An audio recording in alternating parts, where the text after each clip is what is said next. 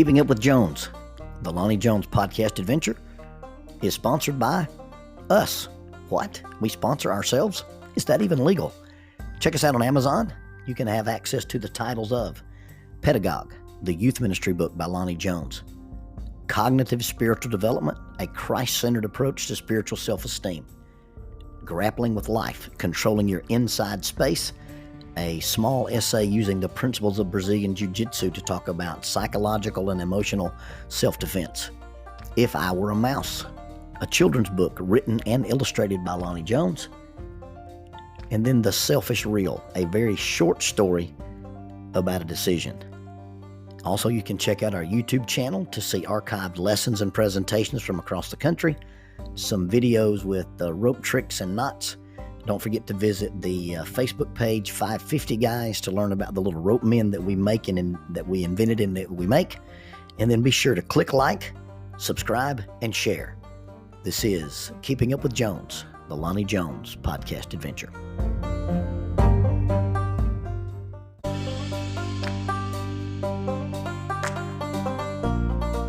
TKM Incorporated in Moss, Tennessee is a construction company that specializes in erosion control, seeding, and soil, hydroseeding, hydromulch, minor excavation, and silt fence.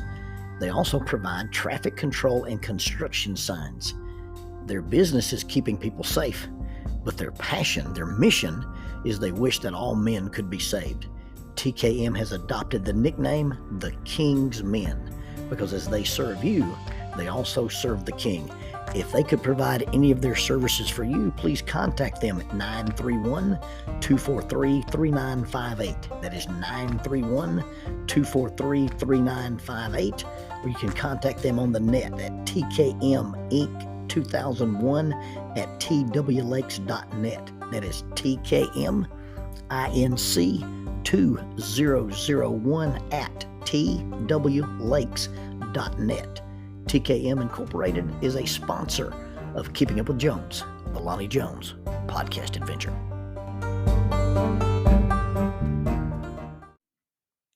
Faulkner University announces a 60% tuition discount for members of the Church of Christ. Now, there are some guidelines. This 60% tuition reduction is applicable to adult undergraduate Bible degrees or graduate Bible degrees from the Curley Graduate School of Theology in the VP Black College of Biblical Studies. You must satisfy all admission requirements and maintain satisfactory academic progress. You must remain continuously enrolled, including summers, until the completion of the degree. You must provide a letter from an elder or minister, preferably on church letterhead, verifying that you're an active member of a Church of Christ congregation prior to your initial enrollment. This offer applies to adult undergraduate degrees such as biblical studies, youth and family ministry tracks, and it also includes graduate degrees. And those are the Master of Arts in Biblical Studies, the Master of Arts in Family Life Ministry, or a Master of Theology, and it also applies to the PhD in Biblical Studies. For undergraduate inquiries, please contact Adult Enrollment 334-386-7140, 334-386-7140, or Adult Enrollment at Faulkner edu. That is Adult Enrollment at Faulkner.edu. For graduate inquiries, please call 334-386-7539, 334-386-7539. Graduate enrollment at Faulkner.edu. That is graduate enrollment at Faulkner.edu. Faulkner University is a sponsor of Keeping Up with Jones, the Lonnie Jones podcast adventure. I was in Arkansas, it was years ago. It wasn't hunting season, but for some reason I brought my bow. And I'm just going to walk around and shoot and target practice when I had nothing else to do. I wandered out behind Granny Wallace's old house, and they just rolled up the spring hay. And so I'm walking around in this field with a bow. My arrows are outfitted with field tips, and I'm looking at these dozens of massive round hay bales. And then as I walked through this field, I began to guesstimate at yardages. Now, don't ever shoot a hay bale with a broadhead. You'll never get it out. Once that arrow goes into that hay, it's done. Forget it. It's not going to come out. So I had these field tips on my bow, and I'm walking around and I'm guesstimating yardages. I'm trying to say, hey, if I can shoot this at this yardage, if I can guess this yardage, because when you shoot a bow, you have these sight pins, and the top pin is for short distance, and each pin lower get you out to about 30 or 40 yards. So I'm walking around in this field shooting this bow with these hay bales, and then I start stalking in this field. I start kind of low walking and looking at the next hay bale I'm going to shoot, and all of a sudden I'm transported, and I'm in the movie Dances with Wolves, and I'm killing bison. So I'm out here pretending to shoot bison in this hayfield. And my 8-year-old, I guess he was probably 8 years old at the time, my nephew Eli, he came walking out from behind the house, and he's got this little plastic gun in his hand. And he walked up to me and he said, "Hey, Uncle Lonzo, what are you doing?" And I said, well, what are you doing? He said, "Well, I'm shooting all these buffalo." You- so so here I am. I've got the mindset of an 8-year-old boy. And then you really do have to understand the male mindset. We largely live in a fantasy-driven world. We have a view of ourselves that no one else has. When you're a little boy and you're changing clothes, either putting on clothes in the morning or taking your clothes off in the afternoon, and you stand there in front of the mirror and you got on your tidy whitey shorts and socks that go up over your calves, we truly believe we look either like a professional wrestler or a superhero rather than a mostly naked kid. Uh, I blame Superman for some of this. Underpants go under the pants, by the way, Man of Steel, if you're listening to this. We wear a suit and we're James Bond. We do 2 push-ups and we think our wives can see a change in the definition of our arms. A 12-year-old, and that's my code word for a person who is ridiculously younger than I am, a 12-year-old grows a beard and thinks he looks like an operator. Everyone with a hat thinks they look like Indiana Jones. So imagine, if you will, what takes place present day in my mind as I stand under the moonlight on a crisp, cold morning. I'm completely covered in camouflage. I have camouflage boots and camouflage gloves. I've got a camouflage hat on, and I unsnap the case that holds my rifle. And I reach into this dark case and I remove a Ruger Mark II M77 stainless steel bolt action mounted on a synthetic stock. The stock is equipped with a Bradley cheek rest, and on top of the rifle is a Nikon Monarch II BDC bullet drop compensator 3x12 powered optic. The sniper is getting ready to move stealthily into the night and creep into his hide. And then I bump the key fob and the hatch on the minivan begins to close. Assassins, snipers, stealth operatives don't drive minivans. Wah, wah, wah. Now, my bubble burst. Okay, the Beltway snipers and Bruce Willis as the Jackal were in panel vans, just for clarity. They weren't minivans, they were panel vans. So here I stand in the moonlight with my hunting gear outside of a white Toyota minivan, and all the fantasies of being some kind of a big game hunter stealth operative just drifts away with the dust from the road. The first time I ever drove up that road, the road is now called Bird Road in Velvet Ridge, Arkansas. The first time I ever drove up it, I was in a 68 Impala named West Wind, and the road was not paved. My car, I love that old Impala, but it was a piece of junk, and it was very, very consistent with my socioeconomic class at the time. But it was the only car I had. It was the only car I could afford, and so it was the only car I drove. And I'd always had this idea what it would be like to drive back down that road, return to that little community and driving down that road in something a little bit more impressive. It has been fun to drive up that little road in both versions of the tactical Toyota. the used 2004, and then it's since been retired with about 430 something thousand miles on it. But it's been fun to drive up that little road in the 2018 Tacoma when it was indeed 2018. I remember when I first got the original tactical Toyota, modifying Brad Paisley's song. The song was entitled Get a Little Mud on the Tires. And the opening line is, well, I've got some good news. The bank finally came through, and I'm holding the keys to a brand new Chevrolet.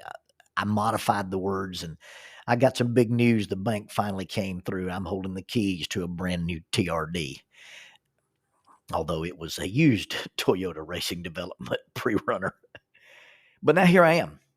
I'm in Velvet Ridge, Arkansas, a place where they still call me Lonzo.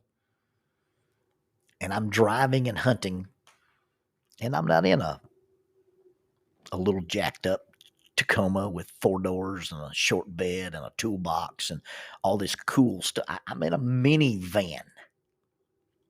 Jackie's brother, Shane, who's been a friend of mine since Jackie and I dated, we've shared many adventures together. And with some degree, he's always treated me as if I was pretty cool and maybe even looked up to me. And he's treated me as if I was a subject matter expert on ropes and things vertical. We've ridden bikes, boats, climbed, explored, through trees, rappelled, and swam in the coldest water hole I've ever been in my life. We've done a lot of cool stuff together, and there's mutual respect between us. I got in his truck with him to go pick up a ladder while we were out there visiting, and he looks at me with a dip in his mouth, and he just turns and says, "So, a van, huh?" How does one explain to someone who thinks you're cool that you're driving a van? Now, you got to understand that I'm driving a van in Arkansas, but it's not because I have kids at home. And it's really not because we have minions in Georgia. When we keep the kids, we usually just swap vehicles, and LB drives Jackie's Lexus, and then we drive her multi-seater Crumb Cruncher carrier. But we no longer have the hybrid Lexus SUV. No, my wife, while I was out of town speaking at the CYC conference last year, traded her Lexus for a Toyota minivan. And she traded it for a minivan because my wife has Spanish water dogs. Now, those of you who are not familiar with a Spanish water dog, just picture a medium-sized Muppet with dreadlocks and combine with it the intelligence of a 4-year-old and a velociraptor. Oh, yeah. So we're traveling across country. We're going to these places, and we're driving the minivan so she can put the dog kennels in there, and the dogs can travel and vacation with us. And then as you travel with the little Muppet velociraptors in your car, you must stop at the large truck stop in Mississippi, and one must walk the dog. So adding insult to injury, not only do I crawl out of a minivan, but I put a leash on a little white fluffy Muppet that has a Christmas collar on it, and I get to walk it around the little dog park while all the truckers roll in and all the truckers roll out.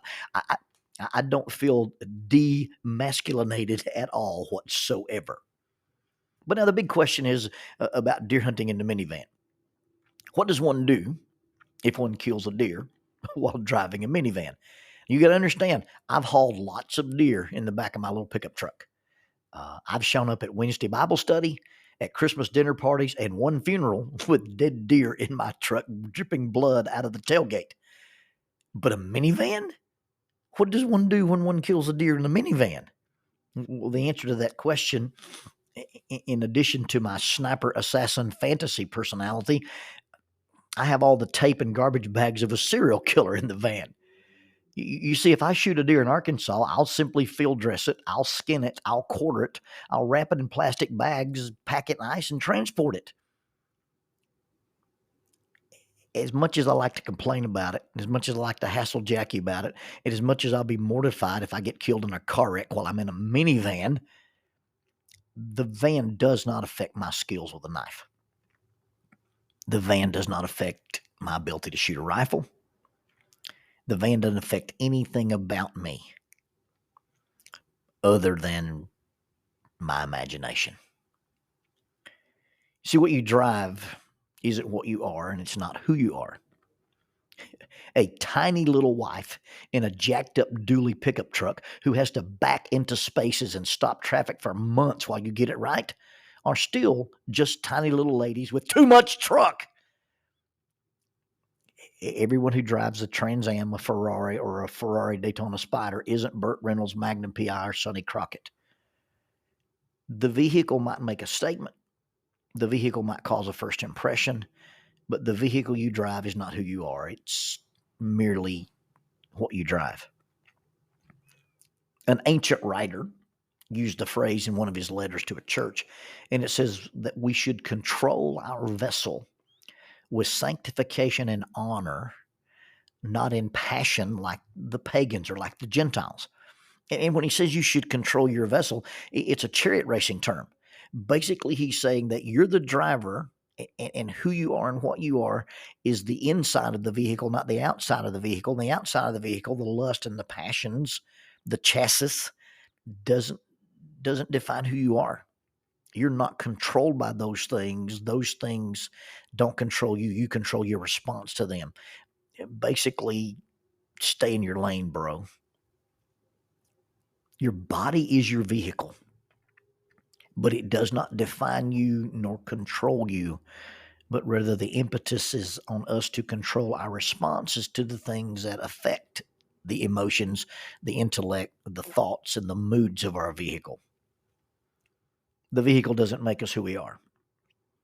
Being fat, skinny, tall, short, bald, muscular, black, brown, white, or any of those identity markers that we like to put so much emphasis on, that's not who we are. None of those are our identity. They are temporary characteristics of a temporary vehicle that we operate for a very, very, very short while. Now, I do believe we have some vehicle maintenance requirements. I think there's a stewardship principle that says regardless of the vehicle that you're in, you've got to take reasonable care of it. But I'm still not talking about obsessive polishing, waxing, changing the wheels, and putting lift kits on it. Just drive what you brought to the track and drive it with honor, not letting it control you, but you controlling it. You see, the minivan did not affect my limited abilities as a marksman, a tracker, or a deer skinner. Driving the minivan does not affect my belt rank in jiu-jitsu. It does not affect my intellect. It doesn't affect my devotion to my family, my wife, or my God. The vehicle merely contains the driver. It does not define the driver. What defines you are your morals, your values, your commitments, the ability to control your desires. And by controlling our desires, I don't mean not having the desires, not having the emotions, but simply how we respond to the desires we have or the emotions that we experience. In the end, the vehicle says very little about us. It will wear out. It is temporary, and we will trade it in for something much, much better. The trade-in value has a lot to do with how you operate the vehicle. Or maybe I should say the trade-in value has a lot to do with why you operate the vehicle, your attitudes, your goals, your motives, your standards, your morals, your values. You are not what you drive, but you may be what drives you.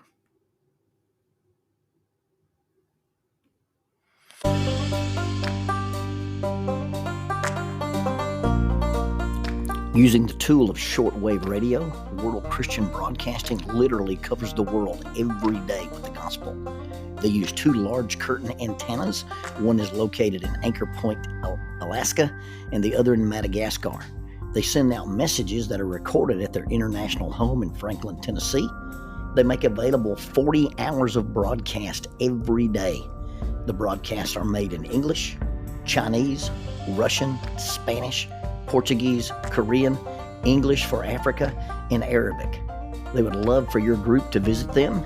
You can bring your ladies group, your youth group, or your men's group. Just give them a call at 615-371-8707, 615-371-8707, or you can go to 3 W's and a dot, worldchristian.org, find the Donate Here button, and make a financial contribution to support this work that literally covers the world every day with the gospel.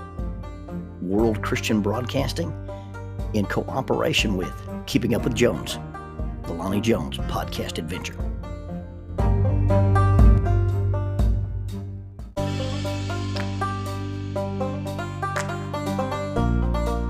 The mission of Heritage Christian University is simple. They aim to advance the churches of Christ by equipping servants through undergraduate and graduate programs. Heritage Christian University produces effective communicators of the gospel, focusing on evangelism and a commitment to Scripture. Heritage Christian University is accredited by the Association for Biblical Higher Education and offers the following degrees: Associate of Arts in Biblical Studies, Bachelor of Arts in Biblical Studies, Master of Arts, Master of Ministry, and Master of Divinity. Since 1968, Heritage Christian University, formerly International Bible College, has offered affordable degrees in biblical studies, allowing graduates to thrive in their ministries without the burden of loan debt after graduation. For more information about Heritage Christian University, visit www.hcu.edu. That's 3 W's and a dot. hcu.edu. Heritage Christian University is a sponsor of Keeping Up with Jones, the Lonnie Jones podcast adventure.